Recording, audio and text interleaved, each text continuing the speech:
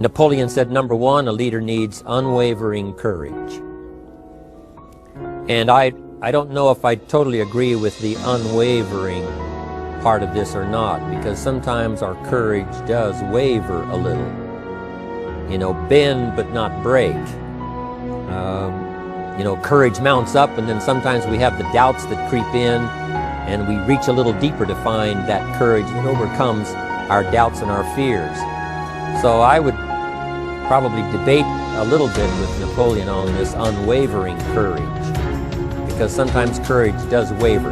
But as long as it stays, as long as in the end there it is to serve you, the courage to do what you didn't think you could do, the courage to step into territory that might be a little unfamiliar, the courage to talk to somebody you don't know, the courage to attempt conducting a meeting, the courage to give your first testimonial, the courage to, you know, solve problems you couldn't solve before, that kind of courage. The courage to stand up when it's sort of dark in your corner, the courage to do it when it isn't going your way, seemingly. The courage to try to have a good day in the midst of a bad day. That kind of courage. Wavering a little at times, yes, because we all have doubts that attack us. We all have small fears that creep in. That is the nature of life. But that's what faith is all about. That's what courage is all about. To serve us when our doubts will not serve us well. Faith to overcome fear, and courage to overcome our doubts. But that is a good quality, a good attribute for a leader, and that's unwavering courage. Second, Napoleon said, self-control. That, of course, is the very essence of life itself, is self-control. Because we all have this warfare going on. You know, it's going on in the world, the warfare between liberty and tyranny. In our own body, the warfare between health and illness. The struggle is on. The struggle between light and darkness. The struggle between good and evil. I call it opposites in conflict. And as soon as you're born into the world, as soon as you find yourself and discover yourself on this spinning planet headed somewhere, you know that this exists. To be a civilized society, we must drive the dark side of our nature into a small corner and let the positive side flourish. Early, we must learn to exercise self-control. Power is a wonderful thing, but it must be exercised properly. It must be exercised to benefit and not to destruction. So self-control is certainly necessary to be a strong leader, so that you can become the best example. The example of having your temper well managed, to having that dark side of your nature under control.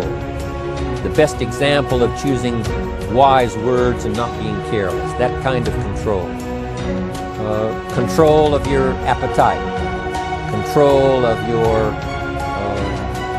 desires, so that they fit into the positive side of life and not the negative side. Self-control, very important. Then he said, a leader must have a keen sense of justice. How very true. Justice we become familiar with, you know, even when we're small. When certain things that happened or were done to us that something told us that wasn't right. Someone did us wrong. We have that sense of right and wrong, and it starts very early. Then we have to have that sense of utilizing what's right and what's wrong, so that we develop this sense of justice, this sense of being fair, this sense of being on the positive side, on the right side. To minimize a person's mistakes, they need to have this sense of justice. We have to have justice when we're building an organization. You know, what's fair, what is a good balance. The marketing system that Mark put together has to be fair for everyone. If you have a customer and you take care of that customer, someone else cannot come along and take that customer. The same is true with the distributor. Certain rules and regulations, so that all of us have a chance to fit within this framework of fairness, justice, and what's right. Otherwise, enterprise cannot work. Otherwise, we have what we call, in a political sense, anarchy, where there is no justice, when might is the order of the day, power is the order of the day, not the law, not the rule, not what's right, but power. And we would all dismiss that.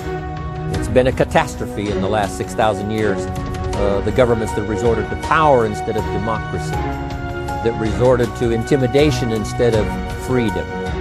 And we all know the terrible toll that that takes. But it takes a toll not only politically in a country or politically around the world, but it takes a toll even in enterprise. It takes a toll in school if a teacher is unfair. It takes a toll in working on a team where someone is unfair, or where the leadership is not fair in the administration of justice. So this is true. A keen sense of justice and what's fair and what's right. Part of this we have to learn as we go. You know, you don't have it all the first year. You haven't got it all the second year, the third year.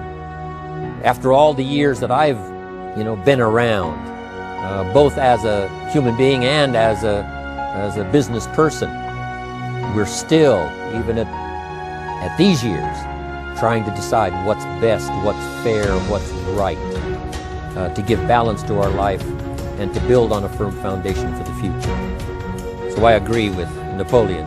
Good idea. A sense of justice. Here's another one he said. Definiteness of decision. Indecision is the thief of opportunity. If you don't decide, the opportunity could slip away. If you don't decide what you're going to do today, the day could get away and you're not very effective. I talked about in my recent travels about time management. And here's one of the best ideas of time management. Don't start the day until you have it finished. Is it possible to finish the day before you start it? And the answer is yes. If you don't finish it to the best of your ability, have some idea, some good plan, sure enough, the day escapes. And in the morning you say, let's see, what should I do now? In the afternoon you say, hey, time's getting away from me, what should I do now? And now most of the day is lost. Most of the day escapes not being utilized and doesn't work for you simply because you didn't make those decisions early, at the early part of the day. The decisions we make in the early part of our life sometimes last for a lifetime. The early decisions that you make about what you're going to do with your life as far as Herbalife is concerned, those decisions are vitally important. If you neglect them and don't make them, sure enough, the time passes and the opportunity sometimes is diminished, and sometimes you spend a lot of time now catching up simply because you didn't make those early decisions. So it's the decisions at the first of the day, it's the decisions at the early part of the month, it's the decisions at the early part of the year that greatly determines what kind of year you're going to have. The decisions you make in the early days of your marriage, sometimes those are the decisions that affect the marriage for a lifetime. The decisions you make at the first chance you see opportunity, those decisions, what you're going to do with it, how far you're going to take it, what it's going to be meaning to you in the years to come. Those early decisions are vitally important. Then we need decisions to correct poor decisions, to overcome our mistakes. It's possible, of course, for all of us to make unwise decisions. And at the end of 1 year, at the end of 1 week, 1 month, or at the end of a few years, we say, that decision cost me too much. Cost me a lot of time, cost me a lot of money, cost me maybe a good relationship, cost me a chance to be productive. But as long as you're alive, there's still a chance to use new decision power to correct the mistakes of decisions that were bad in the past. All of us have the opportunity to do that, but I think Napoleon was right here too. You've got to be definite in making decisions so that the opportunity doesn't pass you by. Take advantage. Here's the next one. Napoleon Hill said, a good leader has definite plans. How important that is. And of all the years, I think, to cash in on Herbalife's momentum and make some plans for the future, this has got to be one of the greatest years. Herbalife in these 18 years now has created some incredible momentum, not only in opening up the countries, but momentum in the refinement of our marketing, momentum in developing new products, momentum in developing our support system. The key is now for you to make plans to ride on that momentum. Herbalife is like the tide that comes in, and the rising tide lifts all the ships if they're in the water. If your ship and your boat is not in the water, even though the tide comes in that would lift all the ships, if yours is not in the water, then it doesn't benefit you. So here's what you should do. Have the same intensity to make your plans for the future as Mark Hughes has. As the President's Team, Chairman's Club especially, make the plans for the Herbalife Company future, you've got to now make your plans. Don't let this momentum pass you by. Don't let this momentum go uncashed in on. Don't let it be like a lost cause for you. And maybe you've, because of the lack of plans, have lost a month or two, or you've lost a week or two, or maybe you've lost a year, and you were 10% effective instead of 100%. Now's the time to change all that and start making some plans. Your Herbalife plans, they're vitally important. You might as well cash in on the Herbalife plans for world expansion, the Herbalife plans for expansion within your country, the Herbalife plans for the expansion of the business, the incentives. Cash in on that, capture that, and say, I've got to have some plans that match Herbalife. Not necessarily match Herbalife in numbers, but that can match Herbalife in momentum, that can match Herbalife in cashing in on the opportunity, your plans for Herbalife expansion. You got to have some plans for your family, right? You got to take your family along, don't leave them out. One of the challenges all of us have in making our plans is how to balance everything, to make sure that we don't regret at the end of the year, I spent too much time on that, I spent too much money. And then if you have, say, how can I not do that again? And construct some better plans so that you won't have any regrets at the end of a year to come, 5 years to come, 3, 4, 5 years to come. Definite plans. The plans for the use of your money. One thing I've admired about Mark Hughes since I've met him all those years ago, once he started becoming successful, he had a splendid plan, not only for his personal success in terms of financial security, but in terms of the company. Because Mark has to look after the company and make sure that the company is secure. The company has plenty of reserves, so that no matter what happens around the world, and when you're doing business in 37 countries, you can imagine what the challenge is to make sure the plans for each country are there, the backup plans, the financial plans, as well as products and opportunity and marketing.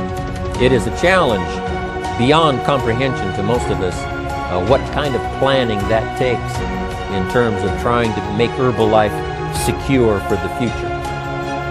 I described it in one of the summit classes as Mark takes the same pledge that the President of the United States takes, and that is to preserve and protect and defend the Constitution, says the President.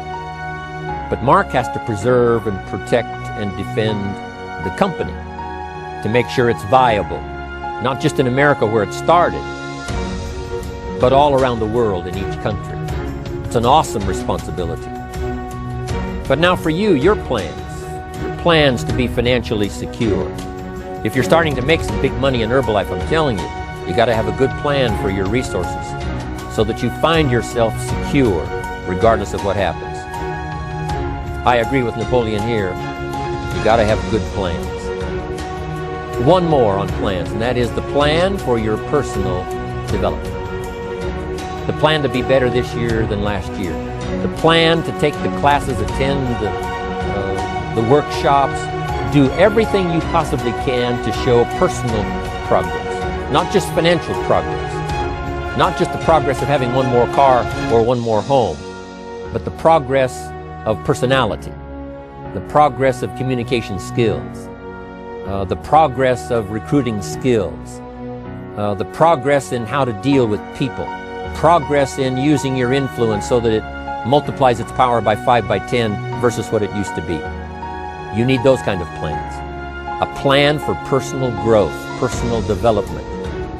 A plan to be all that you can possibly be in the years to come as you develop your Herbalife business and your life business and your family business, all of that. Got to have good plans.